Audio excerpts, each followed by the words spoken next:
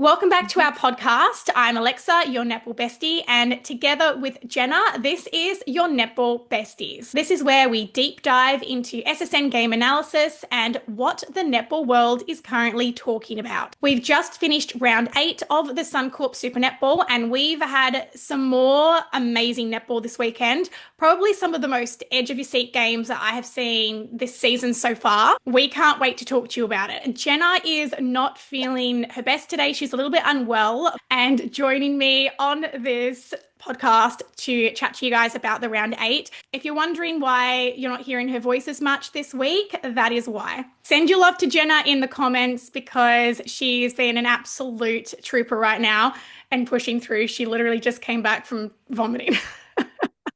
This is what we do for our love of Nettie. Yes, gotta love pregnancy, don't you? Jenna, can you break down the games and the scores for us? Yep, so Lightning took the win against Mavs 67-60. Swifts won against T-Birds 66-64. Vixens won against Giants 71-61, and Fever won against Firebirds 82-65. Don't forget to hit that follow button and please leave us a 5-star rating if you enjoy this episode. Every 5-star rating helps our show grow, which means we can keep improving the quality for you and eventually get exciting netball guests on the show and even have competitions and giveaways. So share this episode with your netball besties and let's get started. Saturday, honestly, was just like a kid in a candy store. These games were so much fun to watch. And I say fun a bit tongue-in-cheek because the Lightning game was literally so up. My anxiety was through the roof, especially in that last quarter. So we had Lightning versus Mavericks, and we had a lot to say about this game. Bruce and Mahalia, in my opinion, were the standouts for the whole game, but specifically at the beginning of this game. Their pressure on the Mavs attack and the intercepts and the turnovers that they were gaining was honestly what really changed the entire momentum of this whole match. The Mavericks took a timeout in the first quarter, which was actually really, really smart. Whatever changes they made an impact, and it ended up bringing a whole momentum shift, which caused the Mavericks to actually claw back to be within 1 goal with the Lightning. So even though Lightning had overall control of this game, the Mavs were clearly not giving up. I thought that at this point, when the Mavs had a clear run and had taken control of that momentum, that would have been the time for Belinda to call a timeout herself and reassess what changes they had made because they were clearly working, and that didn't happen. And we obviously saw them catch up to within 1 goal. We saw Glasgow really, really overworked the ball in the circle.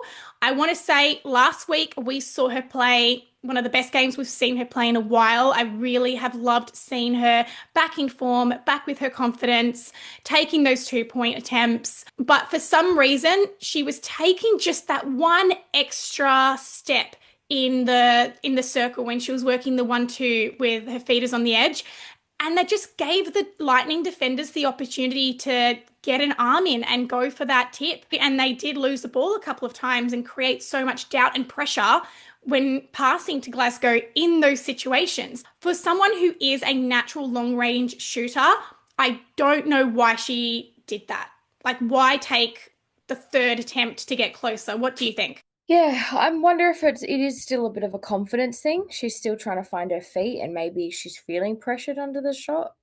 So she's feeling the need to pass around. But I feel like we need to see the shooters catching ball, turning, and just shooting from where they are. Every time you pass that ball in extra time, it's an opportunity for it to be intercepted. So I hope that she just starts to back herself a little bit more. Yeah, 100%. We all know that she has it in her.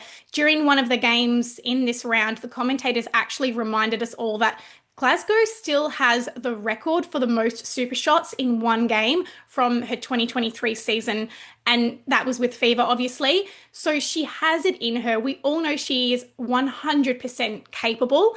It is, I think you're right, is just still building on that confidence. We saw Lightning start nailing super shots really early on in the game, which was a very smart decision from them. Historically, we've seen them take those super shots in chase mode once the other team starts doing that and eating into the deficit. but we actually saw them get ahead with their super shots early on, which was a very smart strategy on their part, considering how the game ended up going towards the end. It was good that they kind of, struck while the iron was hot and they had control. I think what worked well for Lightning was it actually, the quicker they were with their play, the better their movement and positioning was. They were able to transition it well. As soon as they took too long and overthought things, that's when they were starting to make mistakes. But when they were quick and they were sharp and they're consistent, what worked really well for them. No, we see them play their best when they're at that particular speed and the defenders just can't catch up. In the second quarter, we saw what gave me a little heart attack, which was Bruce go down with an ankle injury. Fortunately, she wasn't off for very long, but I must admit, I was so scared in that moment because she has fought so hard to get back to the form that she is after such a long journey with injuries over the last couple of seasons and people doubting whether she could get back to that form that she was before. And so I've been so happy to see how well she's been doing. So oh my gosh, like it was just an emotional roller coaster to see her come back after that. Huge relief. At least, like she said herself, she's already torn everything you can in her ankles. So it was just a bit of a stinger, thankfully, because she had a really great start in that game. In the third quarter, Lightning really put their foot down. Their defensive pressure was incredible, and they ended up with an 18-goal lead. At the end of the third quarter, you and I were talking about how well Lightning was doing. It felt a little bit like a Div 1 team playing a Div 2 team, and that the Mavs just couldn't work together as a unit. They're individually great players, obviously, but they just weren't gelling as a functional unit, because we all know that they are capable. But we were literally saying, oh yeah, Lightning's just going to put their foot down and go for percentage now. It's all about the percentage. Oh my God, were we silenced when in the fourth quarter, I'm like, what even happened here? So basically we had Brown go off, she was subbed, and we saw an instant uplift in the Mavericks defense end because all of a sudden they had two defenders in play, and that made a huge impact, and they were actually able to create that pressure, create that doubt. The Lightning had fumble after fumble, and it was literally so anxiety-inducing to watch because you could just see the Mavs were chasing back that scoreline. Yeah, no, it was definitely crazy. So definitely a lot of learnings for Lightning to take away from that as to what happened that allowed that complete fall apart in the fourth quarter. My assumption is that it's a little bit of complacency when you are that far ahead and you just get a little bit lazy because you think, well, we've definitely won this, and it might be subconscious, and you just kind of check out a little bit, and then all of a sudden the other team gets on top of you and you can't get the control back. Yeah, they definitely got lucky there, but I do agree that there was a bit of like we're up by a while. I don't think they were expecting that sort of fight back. So kudos to Mavs because they really impressed us in that final quarter and showed us what they can actually do when they work as a unit. My MVP for that game was actually Ruse Tan when she came on for a couple of minutes. They do love a good tan, don't they? It looked incredible. She was hot. Like she was so, yeah, the tan was on point. Game 2. So we'll try and get through this quickly so I can free Jenna. Swifts versus Thunderbirds, the second game on Saturday. Again, an absolute nail biter. We were on the edge of our seats for this game. We really thought Thunderbirds were going to get the job done. It was, So we had a really tight contest the whole game. It was very evenly matched. We had Latanya Wilson, absolutely, oh my God, she was incredible. I think Shamira Sterling-Humphrey will be watching with so much pride to see how well she's doing in that GK position. She caused 3 errors on Weke pretty early in the game, and that really knocked her confidence.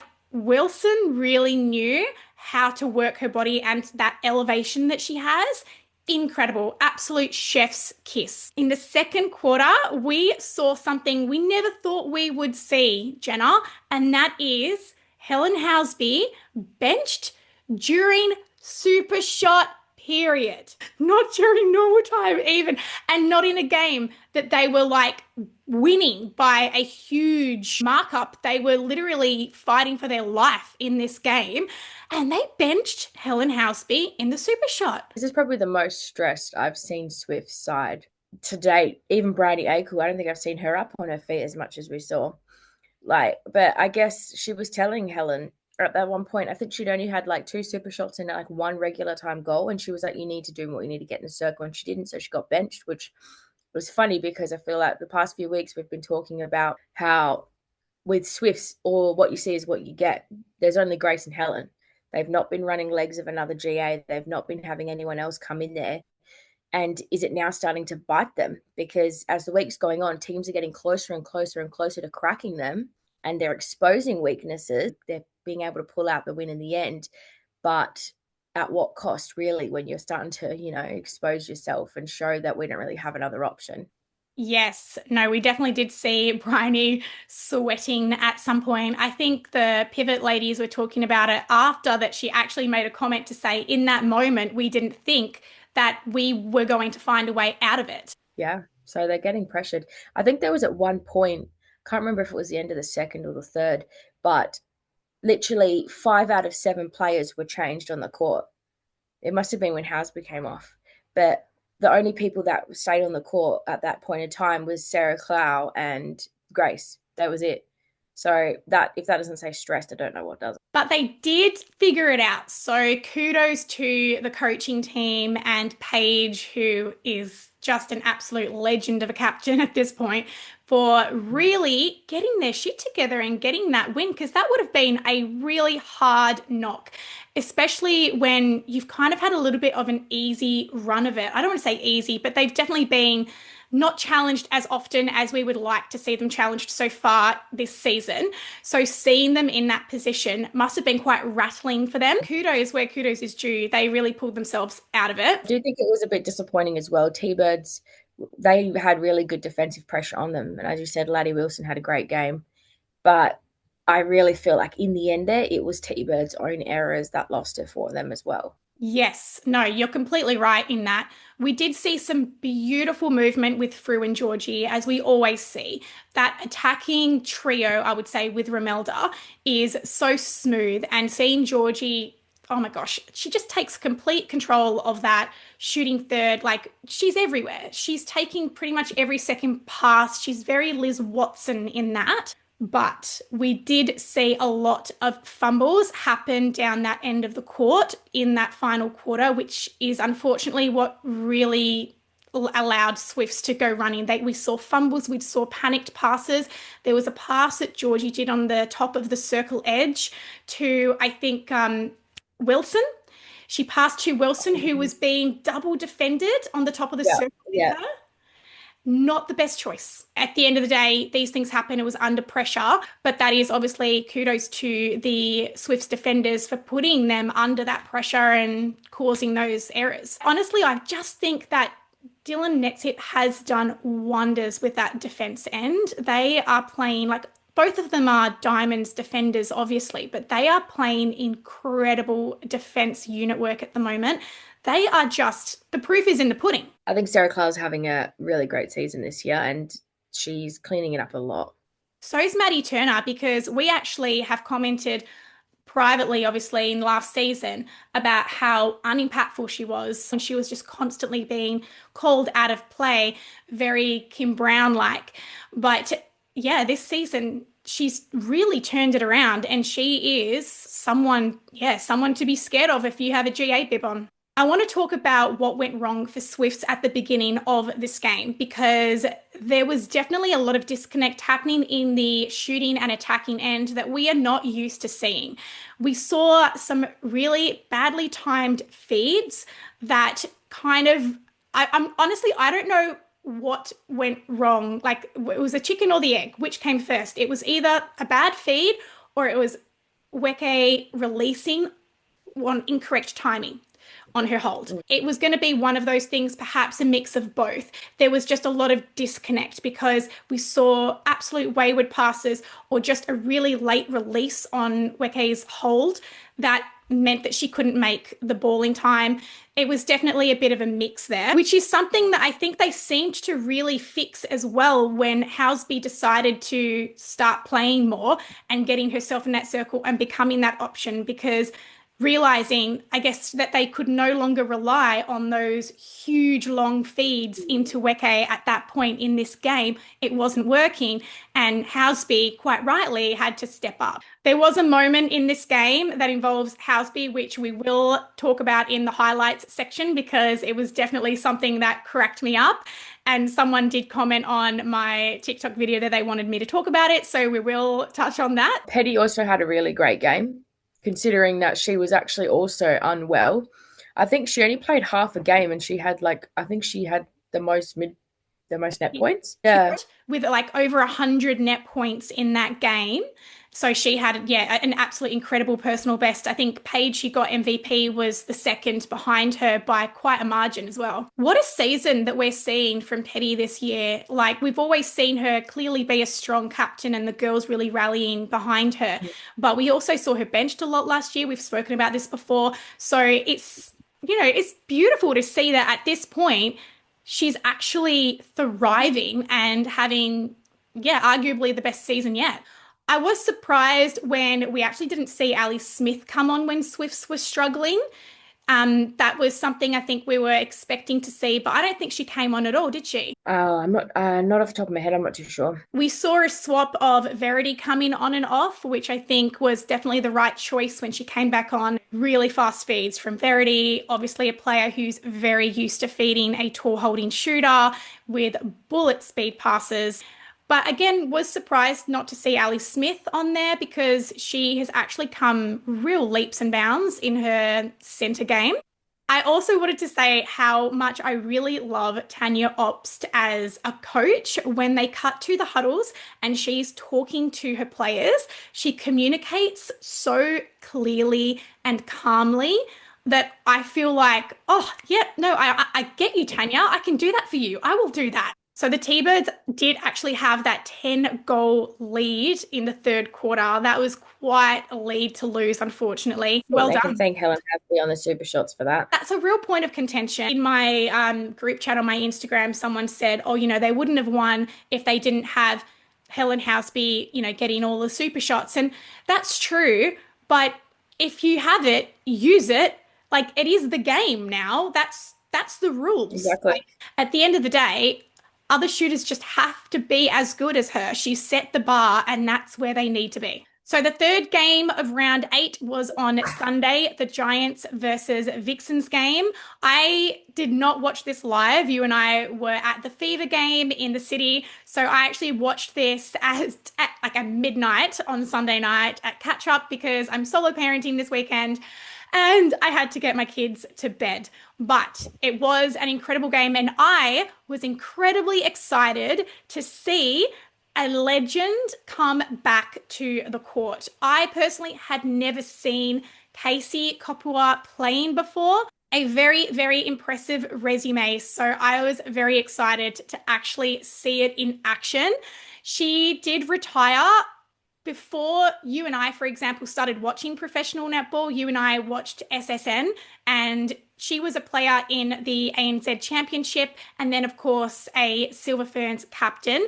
We hadn't had the opportunity to actually watch her play before, so this was very exciting. And we will actually touch on a bit more of Casey Kopua's career and highlights and details because I know that she's incredibly popular and well-loved, and we want to do that justice. On last week's podcast, we talked about Jodie Ann Ward's injury, but at the time it hadn't been announced that it was actually, unfortunately, an ACL injury, and she has been ruled out for the remainder of 2025, which is why we have had Casey Kopua brought in as the replacement player for that injury. How long she is staying is actually yet to be determined. So I guess, yeah, watch this space. So the game, Giants versus Vixens, this was another really amazing game to watch. The Giants came out hard. We saw Matisse Leatherbarra, which is a name that I have to really concentrate to say. Matisse Leatherborough come out in the starting GS bib, which was, a little bit of a surprise. We haven't seen her get that starting bib in a while, and she was incredible. Her accuracy was phenomenal, and this was obviously before the end game pressure where the accuracy was a little bit off, but she really was a strong start in this game. Matisse has come in and she has just stolen the show. She is the absolute star of that shooting circle. And obviously, it's a unit and they work together, but I feel like we're just not seeing enough from Dwyer. Not only in volume of shots and accuracy percentage, but generally just in controlling any play in that circle. I really liked the addition of Casey to the lineup. I think Giants have done such a good job previously. I think they give their players a lot of opportunities from their pathways. They're probably one of the clubs that actually pull a lot from their pathways. And I think it's been obvious for a while that Giants, they need a bit of that experience in the back end. As incredible as Jodie Ann Ward is, this was probably the perfect opportunity to bring someone who has that experience. And I feel like you could already tell the difference from having someone there in the back line, even though they'd only done like one training session. I really actually liked the way that you could see the netball brain in action. You could see her, the way that she knows, even though she's not played in the particular SSN comp. But I really liked her and Erin, even with Erin out to GD, was really cool. Casey actually did really well on Garvin. She had Garvin quite rattled, and I actually thought she was a lot more off the body. She was a lot more than we normally see. It was really good to see something different, but yeah, Garvin was very visibly rattled, I think. She was letting it be known too. Couldn't agree with you more. We saw, I think there were 5 to 7 missed shots from Garbin underneath the post, which, not great, not amazing. We obviously saw Kira Austin get MVP. She had a very strong game. This Yeah. really just bring into question to me why she positions the way that she does under the post. It just feels unnecessary to be so far underneath the edge of the goal that you need to essentially, I don't know, fight physics to get the ball almost to go on an outwards and inwards trajectory, as opposed to whether if you were, a few centimeters back, you can have more of that forward trajectory of the ball. It just feels like you're doing yourself a disservice. And this week as well, Vixens didn't even have Lily Graham in their arsenal to pull out. I was wondering why she She didn't was come on. she was there, but she was out with a minor injury, I'm pretty sure. Oh, okay. That does explain a lot. Okay, I was wondering why she wasn't put out there. After they came back for the third quarter, so after half time, the commentators highlighted the health score of both teams. And I'm just so curious about this new addition to the SSN commentary and the features as to, are they making the players do a survey at halftime? I'm not sure because I've been talking about like their mental health and their so on and so forth, but I'm not sure if it sort of like works off the same premise of like net points. Like if they score X amount of goals, then they get X amount of percent. Like they've not, I feel like they've sort of just brought it up and they've not actually explained it very well. Yeah, I don't know. I definitely would love an explainer on it. And also, I'd love to know, I guess, the reasoning as to why they consider this a valuable thing that we need to know. Because I feel like it's kind of obvious that when a team has come off a loss, they're coming in with a lower number, or if they're losing the first half, then after half time, they're in a lower number, and vice versa. Mm. Like, I feel like it's Yeah. kind of, very dependent on the scoreline and how they've actually performing. So I don't know, are they then sitting the players down in the change rooms and just being Mm. like, how are you feeling? Yeah, I'm not quite sure to be honest how that works. Very random. I miss having more emphasis on those net points. I agree. So, a little bit more on Dwyer's performance. We saw her drive into the circle a few times. So, she had these beautiful drives. The feeders, they saw her. She had a beautiful bullet pass straight to where she was landing. And almost on every single occasion, she landed off balance and was either falling out of the baseline again, which we've seen before this round, and then doing a real panicked one-legged pass off to Matisse or JLP. Why? this was a deliberate drive that you had made to get into the circle, and you were sighted by a feeder who passed you the ball. I don't understand. Like, is there a core strength issue going on here? Because I feel like this is happening all over the court. And there was an occasion where she also received the ball at the top of the circle on one leg and then remained on that one leg to pass Mm. off, which felt like a very confusing choice. I'm just not sure what's happening there, but it seems to be, unfortunately, a little bit of like a repeat occurrence. Like, Matisse is taking real bullet passes near that baseline, and she is holding strong, even on the occasions where she's put under pressure. Did you notice that? Now that you mention it, yeah, I do. So, Vixens actually executed some really stunning passages of play in this game, which wasn't necessarily reflected on the scoreboard. And I think that goes to show how well Mundy and Austin and Maloney were actually working together.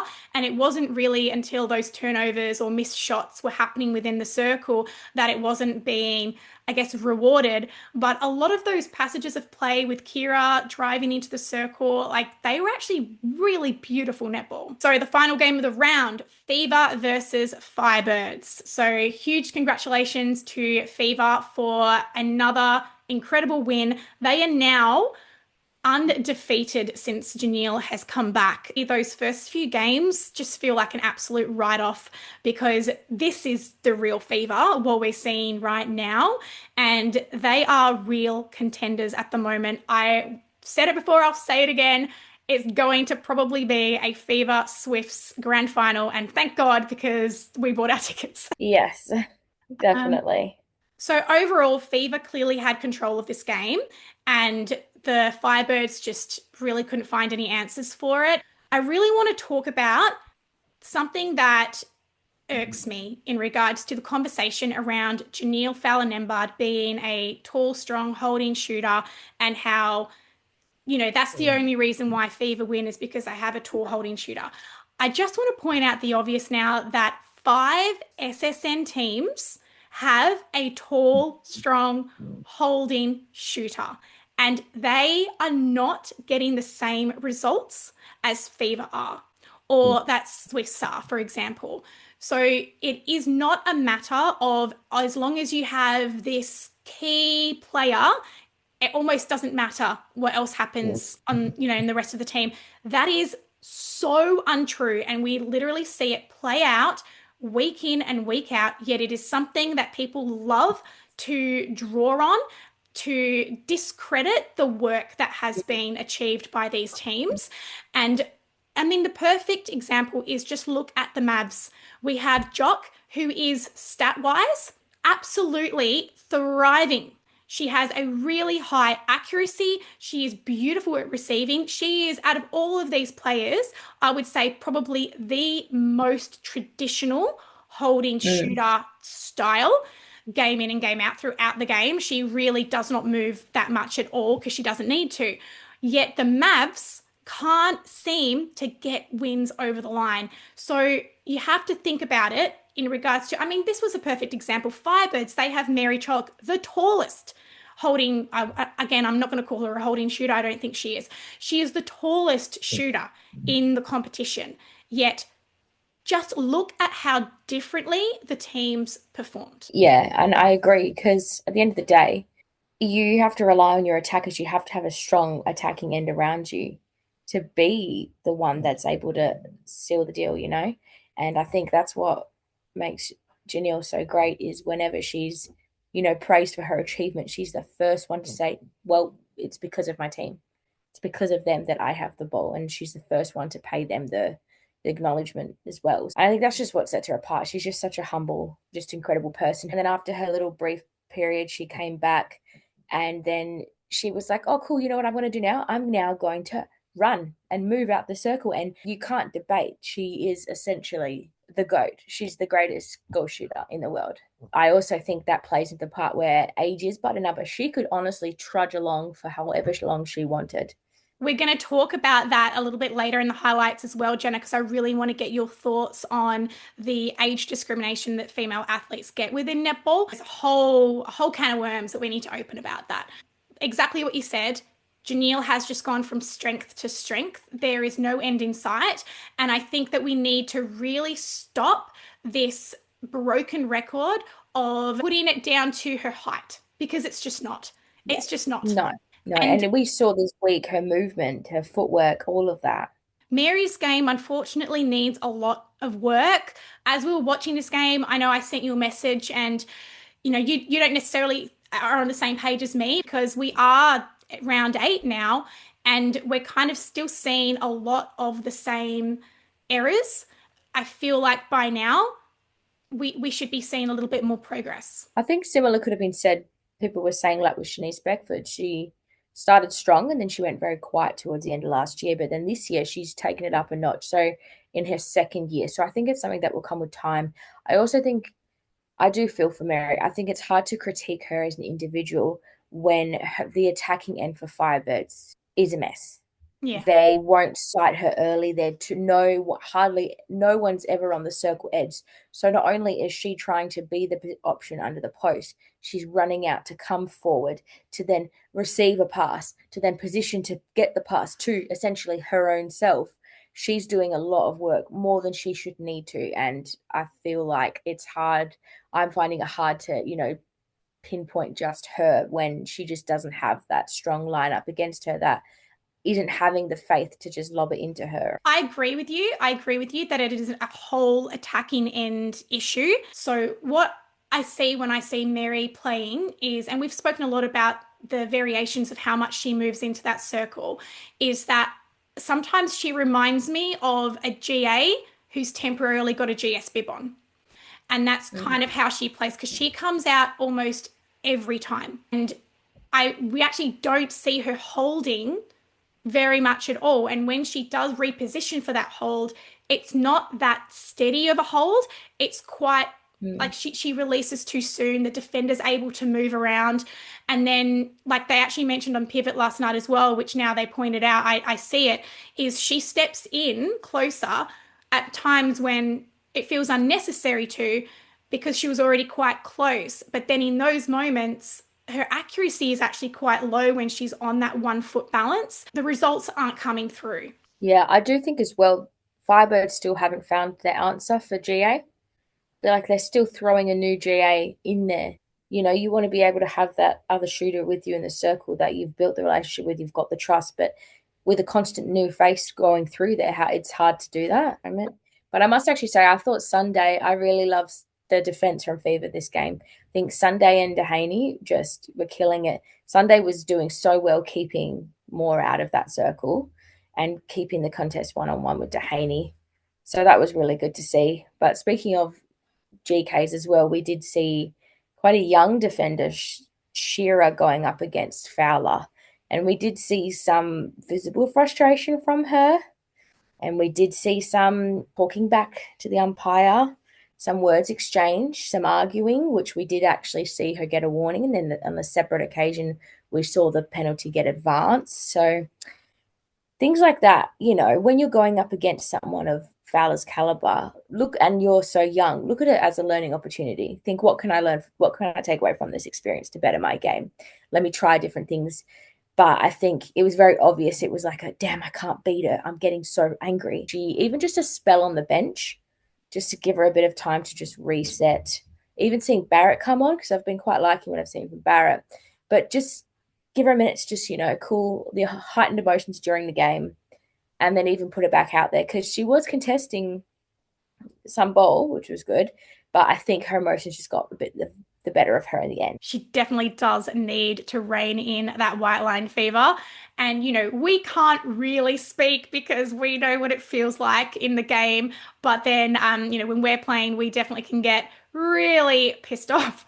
But at the same time, we are not in a stadium of 11,000 fans with cameras watching, recording our every move. So there's definitely an element of needing, to learn to control those emotions. As unfair as you think that call might be, you need to just let it go.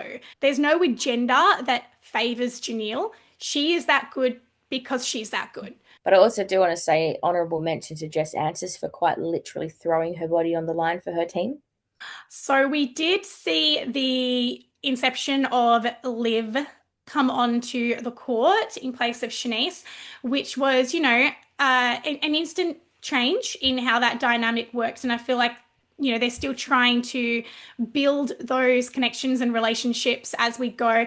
And I suppose in regards to a game like this, where the lead is fairly decent, then it feels like a good opportunity to do so. But I guess you're risking percentage at the same time. Yeah, definitely. And especially when the percentage is so tight as it is.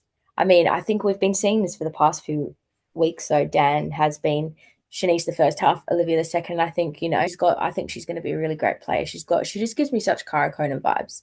And of course, the more exposure and experience she gets on the court, the better she'll be. I'm very curious to see what Dan's tactic is for next week's game, because that's definitely probably going to be probably their toughest contest so far. But for all we know, it could be a grand final preview. I would put my money on yes. I really do think that we're going to see that Fever Swifts grand final. And I am so excited. So excited. Oh gosh. I mean, if Fever can't win against Swifts, then I don't think anyone can at this point. Mm. Yeah, so it'll be very interesting to see. Player of the round for me was Laddie Wilson. I was so blown away with her performance against Weke, how the pressure was so evident really early on. Her impact was so strong and undeniable. And I am so excited to see how she grows in that position. I think she's still got so much more to give. My same favorite player was Laddie as well. I think she's just really taken the opportunity with two hands, and she's showing, look what else I can do. And it's just so exciting watching her, because she just brings a different kind, like that Jamaican defense. It's a different kind. Headlines of the week. So the biggest news of the week was the signing for a injury replacement player for Jodie Ann Ward at Giants due to her ACL injury. And obviously we saw the incredible Casey Kapua in her place. How long she's going to be there, we don't know, but we really want to pay respect to her and her experience and go through a little bit about who she is for anyone who didn't have the chance to watch her play if you didn't start watching netball until, after she retired. So let's give a little bit about that. So Casey Kapua is a 39-year-old New Zealand netball retiree who was brought out of retirement for this incredible opportunity for us to get to see her play live. She played from 2005 to 2015 in the ANZ Championship and then, of course, in New Zealand. And then she actually retired only to be called back out of retirement to play for her country, the Silver Ferns, in the 2019 World Cup, which they won with her being part of that team. So clearly someone with a huge amount of experience, and very clearly someone who is deeply loved and cherished by New Zealand netball fans and Australian netball fans alike. I really hope that we do see her again in round 9. Nothing has been confirmed yet, but I am so excited to get the opportunity to see her play because, like I mentioned, she played before we started watching SSN. So reading straight from the Giants social media posts themselves, Casey Kapua has 187 National League games, 112 international caps, Commonwealth Games gold medalist in 2006 and 2010, world champion in 2019, one of 7 Silver Ferns Centurions, and debuted on the 29th of March 2003. That is quite an impressive resume. I just want to give a little quote from Casey Kapua, and this is taken from the stuff.co.nz website. She said, "It's a lot faster in Australia, but I feel like you can get away with a bit more in the circle. I definitely think for me, it's my mind and being able to concentrate and focus those channels again, but I can only go up from here, hopefully." And hopefully being the key word, because hopefully we get to see her again next week. We saw something in the Swifts game that made me laugh so much, and that was Houseby being really put in her place by the umpire, which we do not see often. Like in regards to when umpires are, repeating themselves or, just trying to get the players to listen or hear them, we don't ever really see them use such direct language as GA, be quiet. Oh, I'd love to know what she said. Maybe they should bring in mic'd up netball games. That would be really. I would love that. Well, it was funny because do you remember like the last week where we had that incident with Helen Houseby and getting causing like the contact and the call with Tara Hinchliffe? In the clip that I put up, I didn't notice until someone pointed out in the comments that you literally see Liz Watson come into frame and mouth, for fuck's sake. Until you're sat there courtside, you don't realize how much they actually talk and swear on court during games. Makes me feel better about how much I swear. All right, Jenna has temporarily left the chat, so I'm going to touch on some of the headlines or talking points of the week on my own. So, firstly, I want to touch on Grace Weke and the huge fanfare that she has behind her. If you are on any of like the Facebook groups or essentially online at all, you would be aware that she has a very, very strong, adoring fan base. Incredible for her to know that she has so much support, especially from New Zealand netball fans. I do want to touch on some of the adoring fanfare that I have seen online, a little bit about the pros and cons that might actually do. We've obviously seen Grace put herself under a huge amount of pressure to the point where it seems that the weight of the world seems to be on her shoulders if she ever makes an error. We have to remember that they do actually see a lot of what is said on social media. I have been made very aware how incredibly switched on all of like the media, social media teams are with every single club.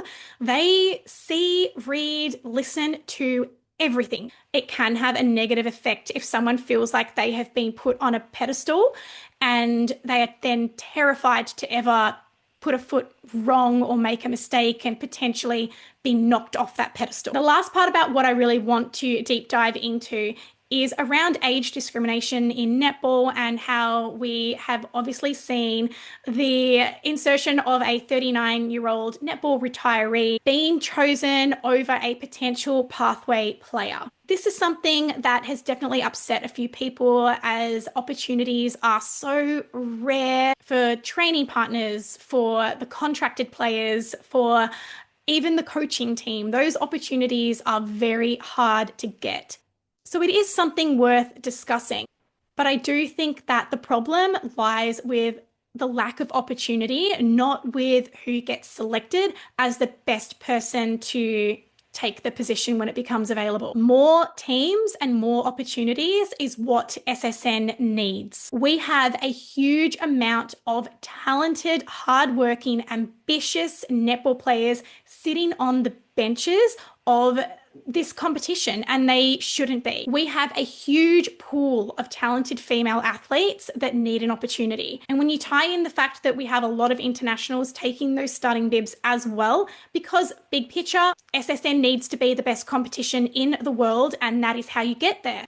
But the flip side obviously means that there are less opportunities for the pathway players, which takes me into part two of this conversation, which is the age discrimination that female athletes experience within the netball universe. And whether or not that is felt, within their ranks, it's most certainly felt and vocalized in the fan conversations that happen online or in real life. And that seems to be around when players reach a certain age or an age bracket, everyone seems to start the ticking time clock of their impending retirement, which feels so incredibly unfair.